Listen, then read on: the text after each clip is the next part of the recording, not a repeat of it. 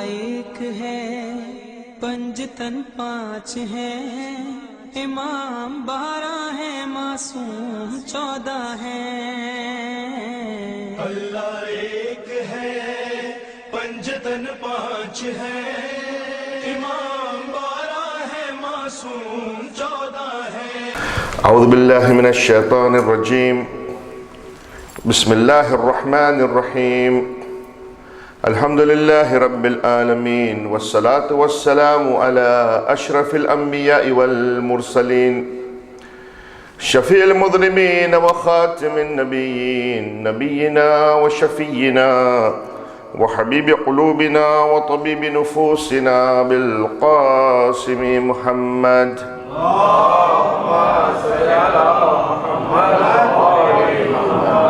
وعلى أهل بيته الطيبين الطاهرين المعصومين المنتجبين. بسم الله الرحمن الرحيم. رب اشرح لي صدري ويسر لي أمري واحلل عقدة من لساني يفقهوا قولي. اللهم صل على محمد وآل محمد. بسم الله الرحمن الرحيم. فإليك يا رب نصبت وجهي وإليك يا رب مددت يدي، فبعزتك استجب لدعائي وبلغني منايا، ولا تقطع من فضلك رجائي، واكفني شر الجن والإنس من أعدائي. يا سريع الرضا اغفر لمن لا يملك إلا الدعاء، فإنك فعال لما تشاء. يا من اسمه دواء وذكره شفاء وطاعته غنى، ارحم من رأس ماله الرجاء وسلاؤه البقاء. يا سابغ النعم يا دافع النقام، يا نور المستوحشين في الظلم، يا عالما لا يعلم، صل على محمد وآل محمد وافعل بي ما أنت أهل. وصلى الله على رسوله والأئمة الميامين من آله وسلم تسليما كثيرا كثيرا.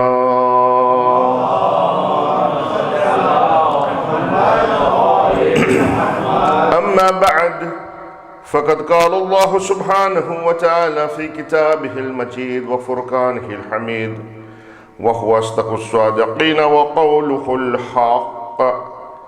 أعوذ بالله من الشيطان الرجيم، بسم الله الرحمن الرحيم. يا أيتها النفس المطمئنة ارجع إلى ربك راضية مرضية، فادخلي في عبادي وادخلي جنتي.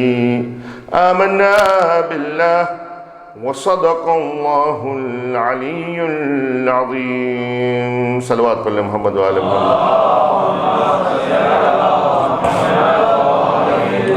آپ سے گزارش ہے کہ اگر آپ تھوڑا تھوڑا آگے آ جائے تاکہ جو لوگ پیچھے آ رہے ہیں ان کو تکلیف نہ ہو. ایک صلوات پر محمد وآل محمد کے اوپر.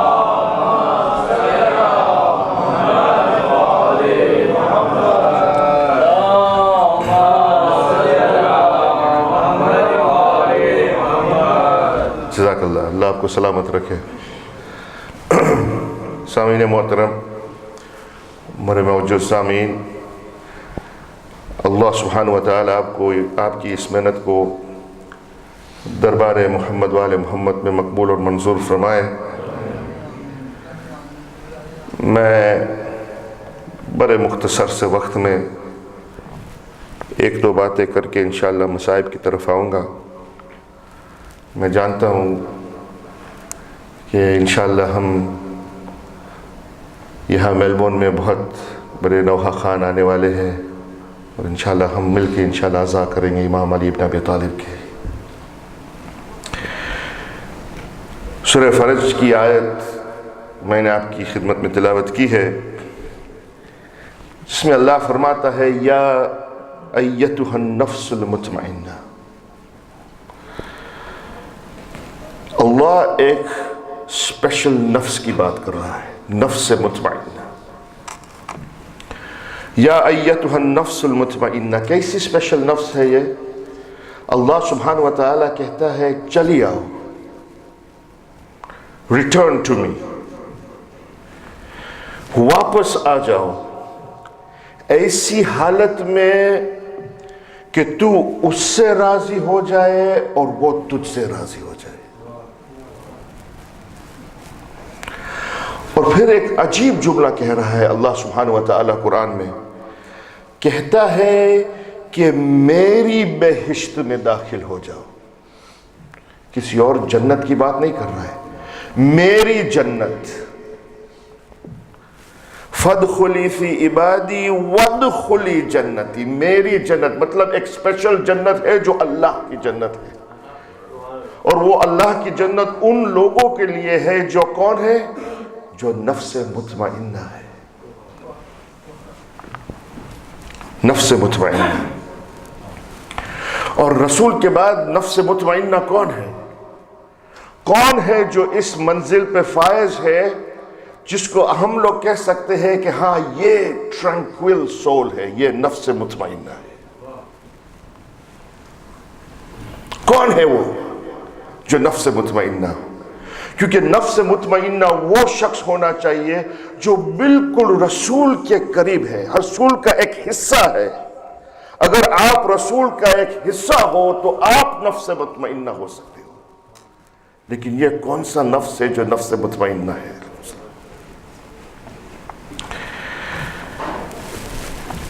امام احمد ابن حنبل جو اہل سنہ و جماعہ کے بہت بڑے امام ہے، 4 اماموں میں سے فقہی لحاظ سے بہت بڑے امام ہیں، امام احمد ابن حنبل. اس کے پاس ایک شخص آتا ہے اور پوچھتا ہے کہ پیغمبر کے اصحاب کرام میں سب سے افضل کون تھا؟ انٹرسٹنگ سوال ہے. پیغمبر کے اصحاب کرام میں سب سے افضل کون تھا؟ کسی نے احمد ابن حنبل کو پوچھا تو احمد ابن حنبل نے جواب دیا ابو بکر. اب احمد ابن حنبل کا بیٹا عبداللہ وہاں بیٹھا ہوا تھا، کھڑا ہو کے کہتا ہے اس کے باپ سے فما تقول فی علی ابن ابی طالب، تو پھر علی ابن ابی طالب کے بارے میں آپ کا کیا خیال ہے؟ احمد ابن حنبل نے کہا عبداللہ بیٹھ جا. بیٹھ گیا. وہ شخص اب پوچھتا ہے وہ سما، اس کے بعد کون؟ تو احمد ابن حنبل نے جواب دیا عمر ابن خطاب. عبداللہ احمد ابن حنبل کا بیٹا واپس کھڑا ہوتا ہے، کہتا ہے فما تقول فی علی ابن ابی طالب، تو پھر علی ابن ابی طالب کے بارے میں آپ کا کیا خیال ہے؟ احمد ابن حنبل کہتا ہے بیٹھ جا. عبداللہ بیٹھ گیا واپس.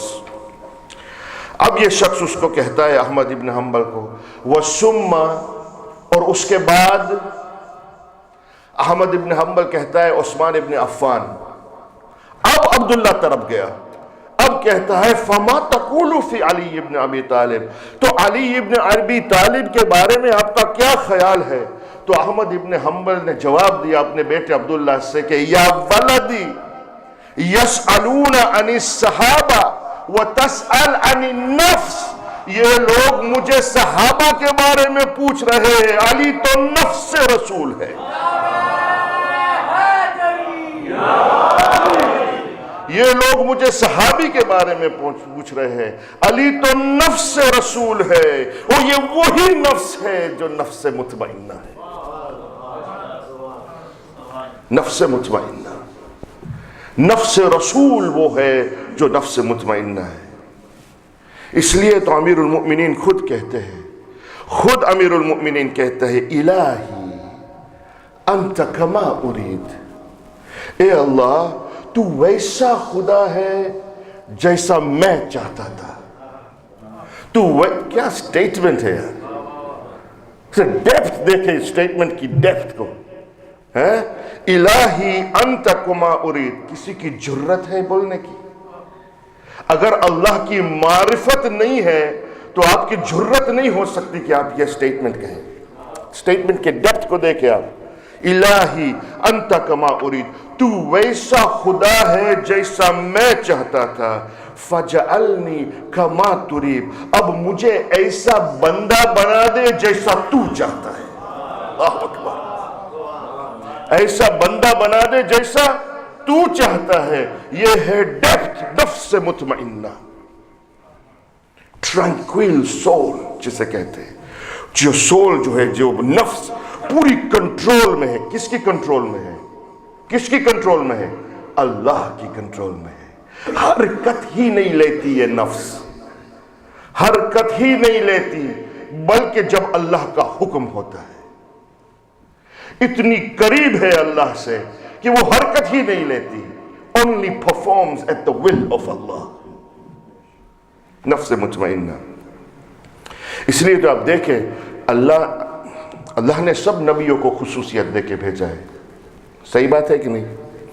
تو میری تقریر بہت شارٹ ہے آج، اور میرے پاس وقت نہیں ہے، کیونکہ میں چاہتا ہوں کہ انشاءاللہ ہمارے نوخواں کو وقت دیا جائے تاکہ ہم اذا کر سکیں.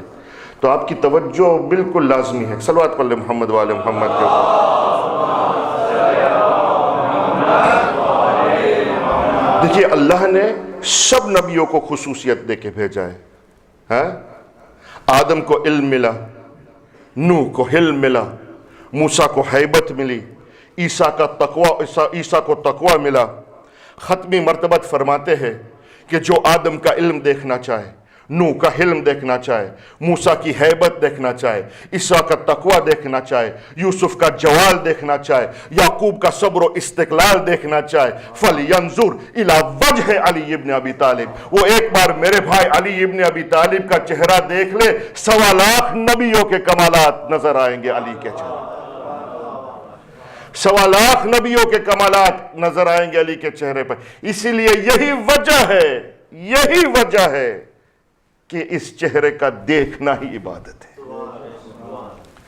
یہی وجہ ہے کہ اس چہرے کا دیکھنا ہی عبادت ہے. نفس مطمئنہ یہ ایک معمولی نفس نہیں ہے. یہ وہ نفس نہیں ہے کہ جس کے بارے میں ہم یہ کہہ سکے کہ یہ ہمارے جیسی ہے،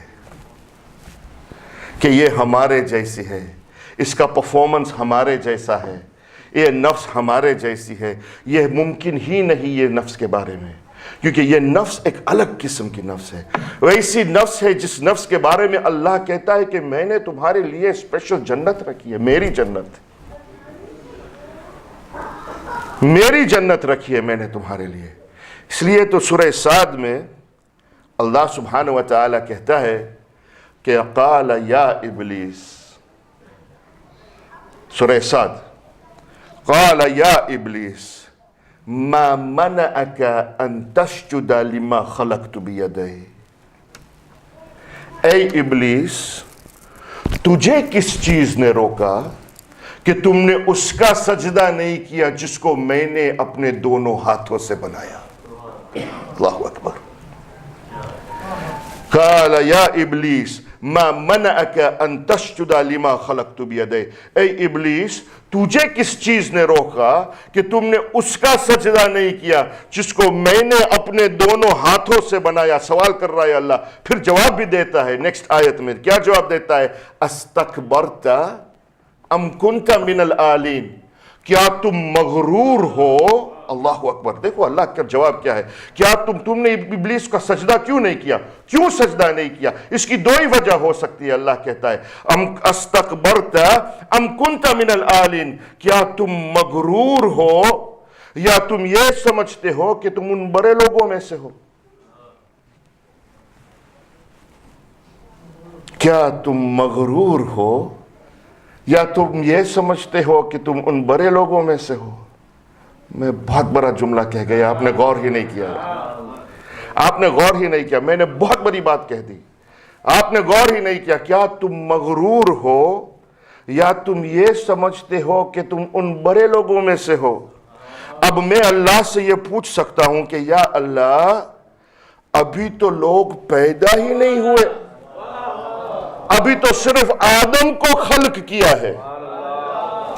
کہ ابلیس پوچھ سکتا ہے نا، ابلیس کا حق بنتا ہے، اللہ کو پوچھ سکتا ہے کہ بھئی آپ ایسا کیوں بول رہے ہو، کیونکہ ہے نا استکبرت ام کنت من العالین، کیا تم مغرور ہو یا تم یہ سمجھتے ہو کہ تم ان بڑے لوگوں میں سے ہو؟ تو ابلیس تو یہ سوال کر سکتا ہے کہ ابھی تو صرف آدم پیدا ہوا ہے، یہ بڑے لوگ کون ہیں جس کی بات اللہ کر رہا ہے، جس کی بات اللہ کر رہا ہے؟ اور تو معلوم ہوتا ہے کہ وہاں قبل آدم کچھ بڑے لوگ موجود تھے، ورنہ اللہ یہ کبھی نہیں کہتا کہ کیا تم مغرور ہو یا تم یہ سمجھتے ہو کہ تم ان بڑے لوگوں میں سے ہو۔ دو کرائٹیریا ہے، یا تو تم نے سجدہ نہیں کیا، اس کی ایک وجہ ہو سکتی ہے کہ تم مغرور ہو، یا پھر دوسری وجہ یہ ہو سکتی ہے کہ تم سمجھتے ہو کہ تم ان بڑے لوگوں میں سے ہو۔ دو ریزنز ہے۔ اس کا مطلب ہے وہاں کچھ بڑے لوگ موجود تھے، اور وہ اتنے بڑے تھے کہ سب ملائکہ پہ واجب تھا کہ وہ آدم کا سجدہ کرے، ان پہ واجب نہیں تھا کہ یہ آدم کا سجدہ کرے۔ ورنہ اللہ یہ مثال کبھی نہیں دیتا کہ کیا تم مغرور ہو یا تم یہ سمجھتے ہو کہ تم ان بڑے لوگوں میں سے ہو۔ یہی تفسیر، اس آیت کی تفسیر ابا عبداللہ الحسین صلوات اللہ وسلام علیہ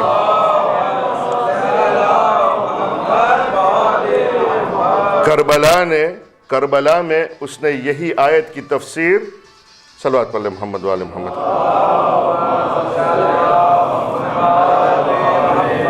کربلا میں یہی آیت کی تفسیر ابا عبداللہ الحسین نے کی تھی۔ کب کی تھی؟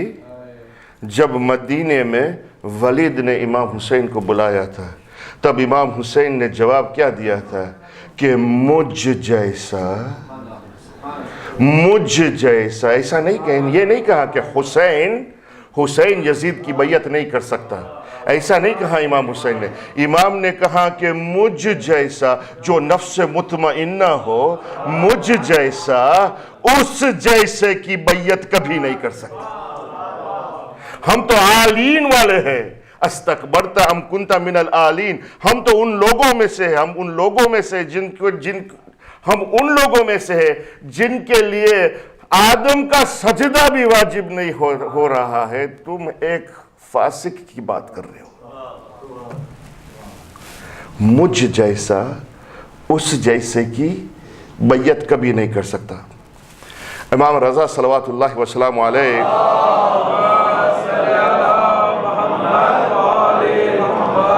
اس کے پاس ایک شخص آتا ہے جس کا نام ہے طارق آتا ہے اور سوال کرتا ہے، کہتا ہے اول مخلوق کیا ہے؟ امام رضا کو اس نے سوال کیا کہ اول مخلوق کیا ہے، سب سے پہلی مخلوق کون سی شے ہے؟ تو امام نے جواب دیا کہ میرے جد بزرگوار نے کہا ہے کہ اول ما خلقت نوری، کہ سب سے پہلے اللہ نے میرے نور کو پیدا کیا، سب سے پہلے اللہ نے میرے نور کو پیدا کیا۔ اب طارق سوال کرتا ہے امام رضا سے، کہتا ہے کہ آپ کے جد بزرگوار کو اللہ نے کس شے سے خلق کیا؟ کس شے سے خلق کیا؟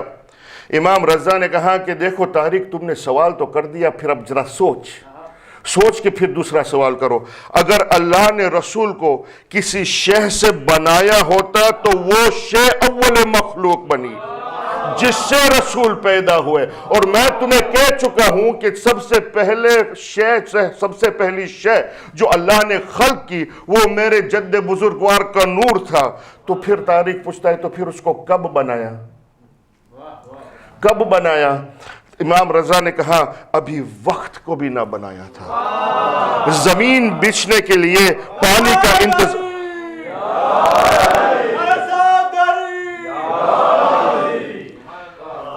ابھی وقت کو بھی نہیں بنایا تھا، زمین بچھنے کے لیے پانی کا انتظار کر رہی تھی، پانی بہنے کے لیے روانی ڈھونڈ رہا تھا، آگ درختوں کی اریان لباس تلاش کر رہی تھی، آگ نیستی کے گھٹن میں جلی جا رہی تھی۔ علی کل شیء قدیر کے پردے میں ایک توحید کی شمع روشن تھی جس پہ کوئی پروانہ قربان ہونے کے لیے تیار نہیں تھا۔ بس ایک پیدا کرنے والا ہے، ایک پیدا ہونے والا ہے، ایک بنانے والا ہے، ایک بننے والا ہے، ایک بنانے والا ہے، ایک بننے والا ہے، وہ لا شریک بنانے والا ہے، یہ لا شریک بننے والا ہے، وہ بے مثال بنانے والا ہے، یہ بے مثال بننے والا ہے، وہ بے مثل بنانے والا ہے، یہ بے مثل بننے والا ہے، وہ لاجواب بنانے والا ہے، یہ لاجواب بننے والا ہے۔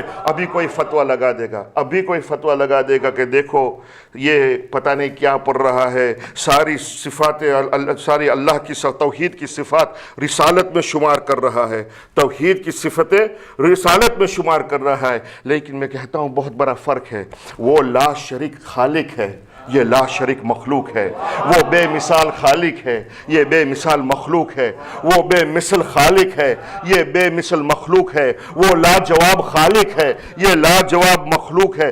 جب بنا چکا تو سایہ تک غائب کر دیا، سایہ تک غائب کر دیا۔ کیوں سایہ کو غائب کر دیا؟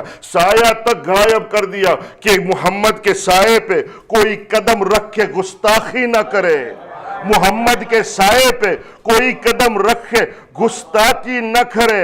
اب اگر آپ کو نفس مطمئنہ کی تعریف چاہیے، اگر آپ کو نفس مطمئنہ کی انالیسس چاہیے، تو نفس مطمئنہ وہ ہے جو رسول کا نفس ہوتا ہے، جو ایک پارٹ آف رسول ہوتا ہے، کیونکہ وہی نفس ہے۔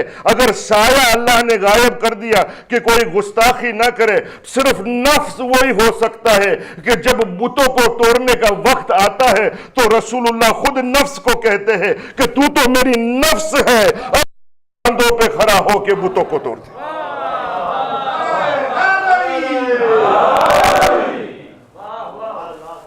یہ ہے ڈیفینیشن آف نفس مطمئنہ، ٹرینکوئل سول، میری بہشت میں آ جا۔ اور آج نفس مطمئنہ اپنے رب کی طرف جا رہا ہے۔ آج وہ دن ہے جس دن رسول کی امت یتیم ہو رہی ہے۔ نفس مطمئنہ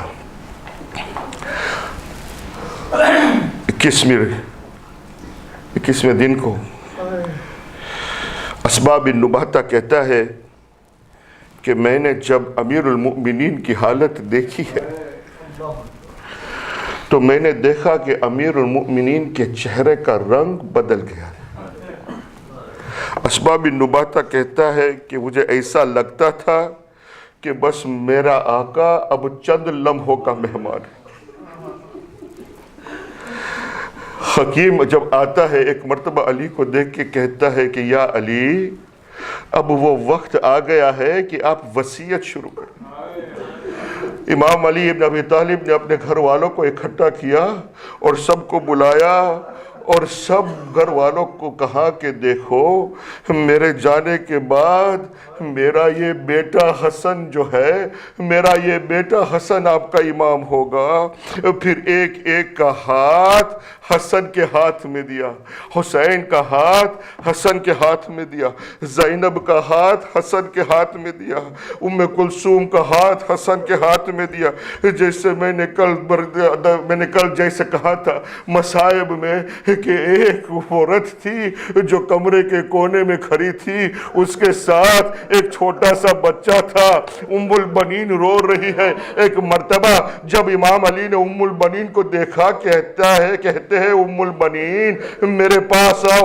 ام البنین آئی، کہتے ہیں کیا بات ہے؟ ام البنین نے کہا آقا آپ نے سب کا ہاتھ حسن کے ہاتھ سپرد کیا، میرے عباس نے کیا گناہ کیا ہے؟ میرے عباس کا ہاتھ حسن کے ہاتھ کے سپرد نہیں کیا۔ بس امیر المومنین ایک مرتبہ مسکرائے، عباس کو بلایا، کہا عباس میرے پاس آؤ۔ حسین کو بلایا، حسین میرے پاس آؤ۔ ایک مرتبہ عباس کا ہاتھ حسین کے ہاتھ میں سپرد کیا۔ عزادارو، پھر ایک عجیب جملہ امیر المومنین نے شاید کہا ہو अमीरुल मोमिनीन ने कहा हो कि देखो मेरी तरफ से अब्बास करबला के मैदान में तू कुर्बान होना, रसूल की तरफ से हुसैन कुर्बान होगा। देखो अब्बास मुझे शर्मिंदा न करना, मैं चाहता हूं कि मेरे हुसैन की नुसरत के लिए आखिरी वक्त तक उसकी मदद करते रहना। मेरा दिल कहता है कि वे वसीयत सुनने के बाद उम्मुल बनीन हर वक्त बेचैन होगी, उम्मुल बनीन हर वक्त बेचैन होगी। और शायद उम्मुल बनीन ये इंतजार कर रही थी कि करबला से ये काफिला वापस कब आए, ताकि उम्मुल बनीन पूछ सके कि मेरे अब्बास का क्या हुआ।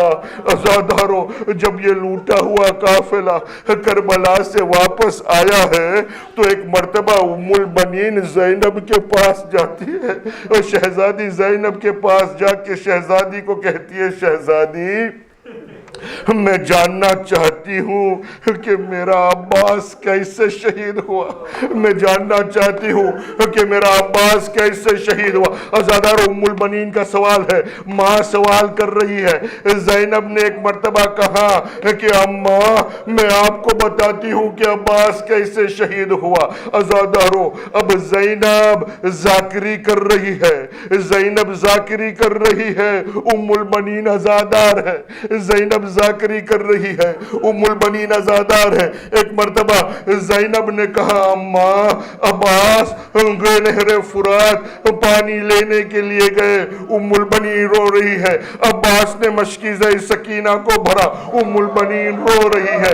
फिर ज़ैनब ने कहा, अम्मा जब अब्बास वापस आ रहे थे तो किसी मलऊन ने अब्बास के दाएं हाथ को शहीद किया। बस ये सुनना था। उम्मुल बनीन रोने लगी। फिर ज़ैनब ने कहा, अम्मा अब्बास आगे बढ़े, किसी ने आके अब्बास का बायां हाथ शहीद कर दिया। उम्मुल बनीन रो रही है, ज़ैनब ज़ाकरी कर रही है। अज़ादारों, फिर ज़ैनब ने कहा, अम्मा फिर एक ऐसा वक्त आया कि हुरमला ने दो तीर का निशाना लगाया है। एक तीर मशक सकीना में पेवस्त हुआ, एक तीर मेरे अब्बास के आंख में पेवस्त हुआ। आंख से खून बहने लगा, मशक से पानी बहने लगा। उम्मुल बनीन रो रही है। फिर ज़ैनब ने कहा, अम्मा फिर किसी ने अब्बास के सर पे वार किया। अब्बास घोड़े से जमीन पे आए। बस ये सुनना था। उम्मुल बनीन तरफ गई, कहती है, शहजादी अब आगे कुछ न कहना, आगे मैं कुछ नहीं सुन सकती। एक मर्तबा उम्मुल बनीन ने कहा, शहजादी मेरा आखिरी सवाल है, मेरा एक आखिरी सवाल है कि जब कोई घोड़े से जमीन पे गिरता है,